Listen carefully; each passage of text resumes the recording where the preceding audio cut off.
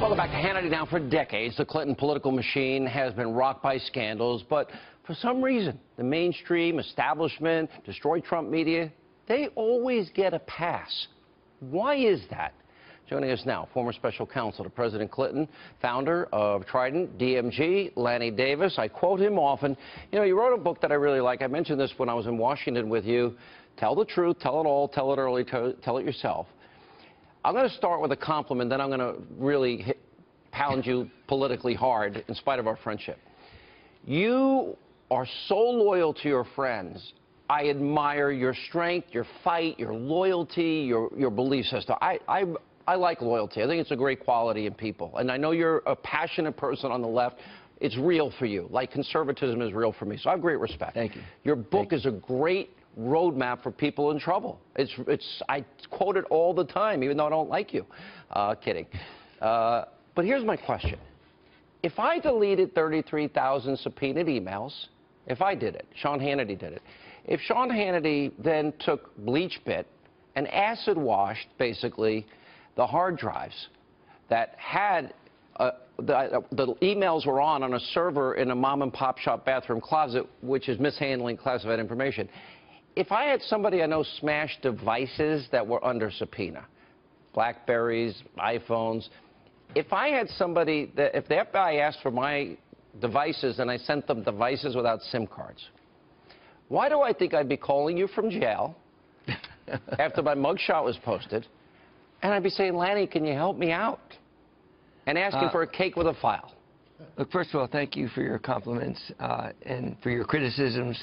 I still love you, even though you're mostly wrong. No, you don't. You don't love me. You just stop. You're lying to people. You're mostly wrong. I forgive you. But on what you just said, the FBI for 1 year, thoroughly investigated every single allegation you just made and found there was no reason to prosecute Hillary Clinton. That's a 1-year investigation, and that was a unanimous view of the investigation agents that led the investigation, not just Mr. Comey. So I could quarrel with your statement of what you said as whether they're true or not. All right, but I go back to the FBI's final determination. Okay, you can rely on that, but what I'm arguing here is if you delete subpoenaed emails and you acid wash the hard drive and you smash devices, yeah, I know you heard me, but I like to repeat myself. Okay. Okay, that to me is obstruction of justice. The law is very clear about mismanaging classified top secret special access program information and deleting such, both of which Comey said she did.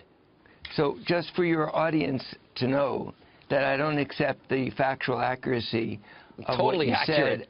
That's called truth. What you said, but I will quote James Comey, who I have a great deal of disrespect for, as doing something completely contrary to the Justice Department policy because he thought he gets away with violating policies when he sent his October 28th letter. So I have no admiration for Mr. Comey. I have a good deal of criticism. But he conducted a 1-year investigation on each of the topics you raised. The 33,000 you mentioned are personal, non-State Department-related emails that were deleted, which everyone in Washington who has personal emails would agree they're not the subject of a subpoena about State Department official business, classified information, mishandling. That's the answer, Lanny, Sean. I know my audience is watching, and they're saying 33,000 deleted emails. You can't put top-secret classified special access program information on a mom-and-pop shop bathroom closet and a server there. And we've been told 99.9% 5 foreign intelligence agencies got that top-secret special access program information. So my audience is listening to you, and this is what they're thinking, Lanny, like I am. Lanny's a nice guy. How does he believe this? Because he knows that there's not equal justice under the law, and that, you know, when you talk about discretion, sometimes there are political considerations, and what I'm arguing to you is the Clintons always get the political considerations, and the rest of us, we get thrown in jail. And Paul Manafort's mistake is he didn't delete all his emails and acid wash them like Hillary. He should have done that, right? Well, look, we can disagree about whether the FBI is in the tank for Democrats or not, but the FBI reached all conclusions opposite of your inferences. From where I sit, and it's all in the eye of the beholder, I see bogus scandals to which the Clintons have been subjected to that never led to anything. $70 million later, tax dollars. Ken Starr came up with nothing on Whitewater. So I see it the opposite, but that's not unusual for you and me, I heard there was Sean. an indictment written on Whitewater. Wasn't there at the time? Well, saying I heard that without citing the source, without stating a fact, I cannot argue with because it's speculative. But I know that the FBI took a year Lanny, this doing is why everything possible, this is why when your liberal and they friends, found no criminal violations this is why by when, Hillary when your Clinton. liberal friends come after me for, you know, for walking on the street, not the sidewalk, I'm going to hire you.